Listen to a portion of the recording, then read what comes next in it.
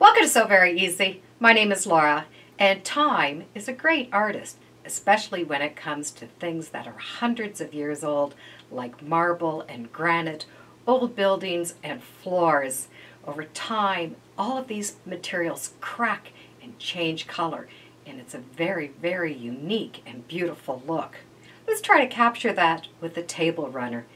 And the great part is, we only need to use 2 fabrics, and we get to use those fancy stitches on our sewing machine and lots of different threads. And for this project, we only need 2 fabrics.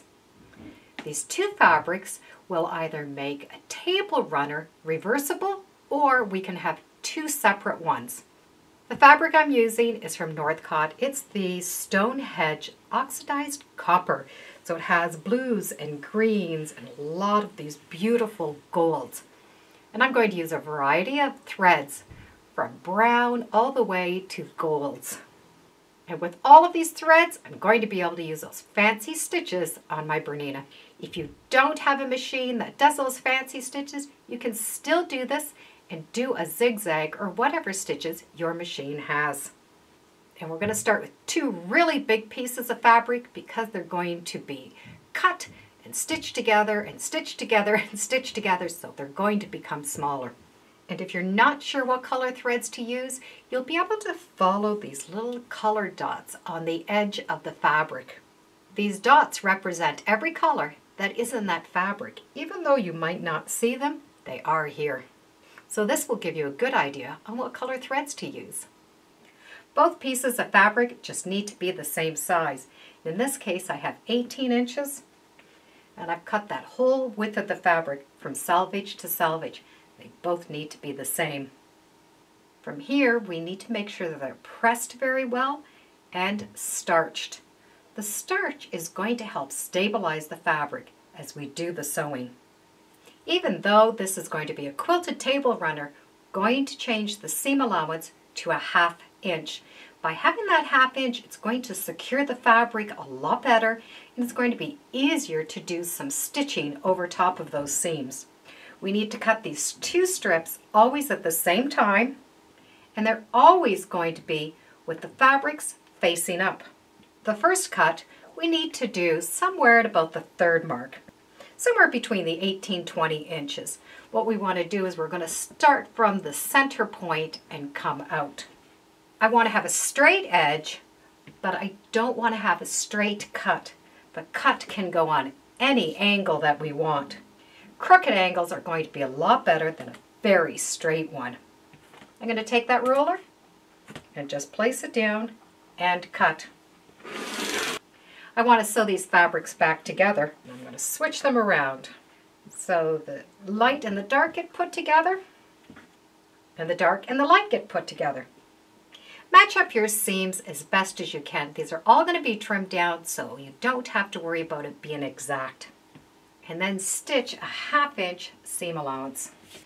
With that 1/2 inch seam allowance, press it open and flat.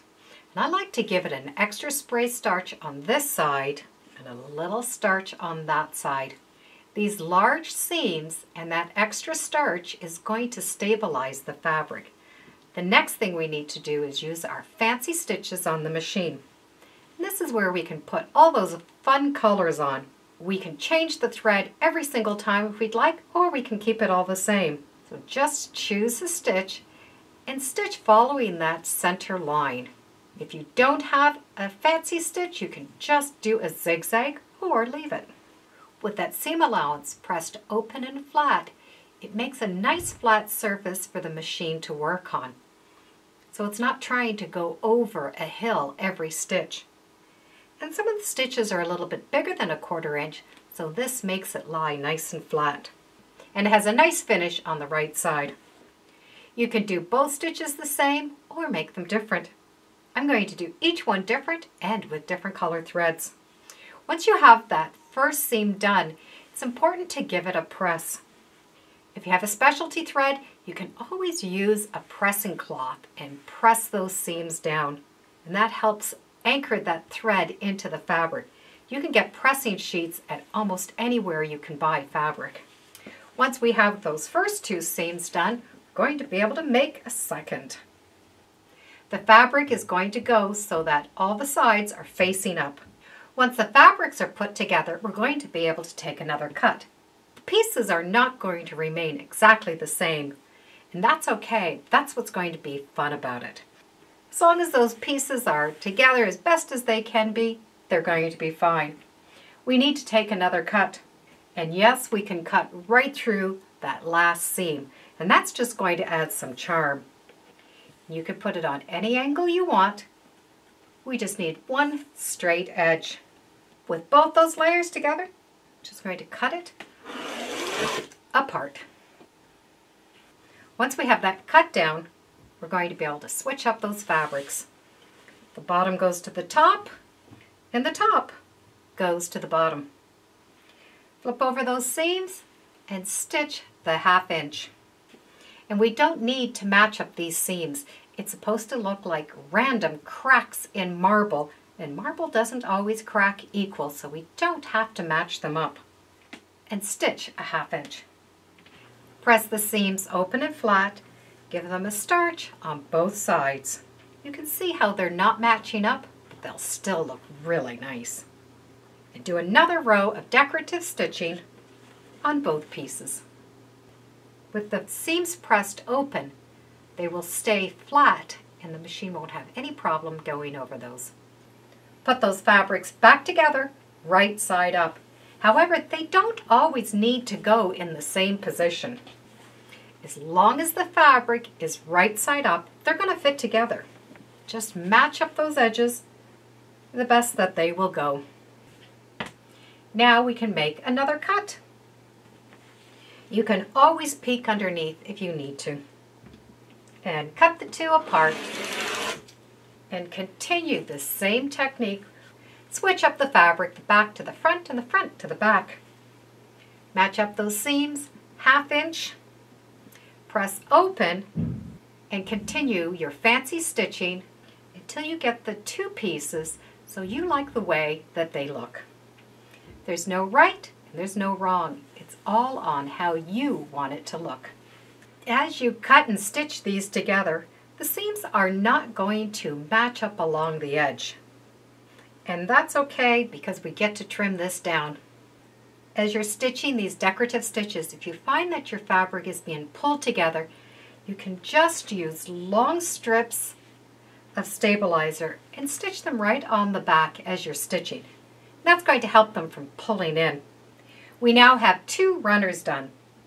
Same fabric, same idea, but they definitely look different. Each one of these can be turned into a table topper, or you can make one reversible. And to do it reversible, well, you're just going to put your batting in between and make sure that the good sides are facing on both sides. You can trim it a few different ways. You can trim each one individual, put both of them together, and trim both of them at the same time. Or if you're going to be quilting it so it's reversible, put the batting in, quilt it first, then trim it off. I'm going to make my table runner reversible. So I've put my layers together. Both sides are facing out. I'm going to put my walking foot on and just do straight rows of stitching. And I'm not going to follow a pattern. Put my foot down, do a straight row, do another straight row, and I'm going to continue just randomly putting straight rows all over the quilt. I already have the look of the straight rows, so that quilting is just going to blend in to all this decorative stitching.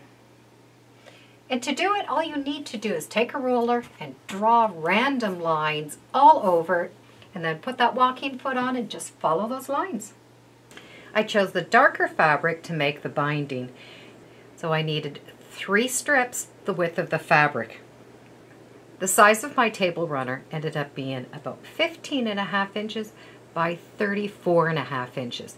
And every table runner is going to be a different size because it'll depend on how many cuts you make and where you make your cuts. But now we have a reversible table runner that has that same feel as cracked marble and granite. This would be fun in many different fabrics, like jewel tones, floral fabrics, or even fun fruits and vegetables. 2 pieces of fabric, and we end up making a reversible table runner, or we could make it into 2 different runners. It's a fun project to make, and it gives us an excuse to use all those fancy stitches on our machine. Thank you for joining me today on Sew Very Easy. Feel free to subscribe, and as always, come on back. Let's see what we're sewing next time in the sewing room. Bye for now.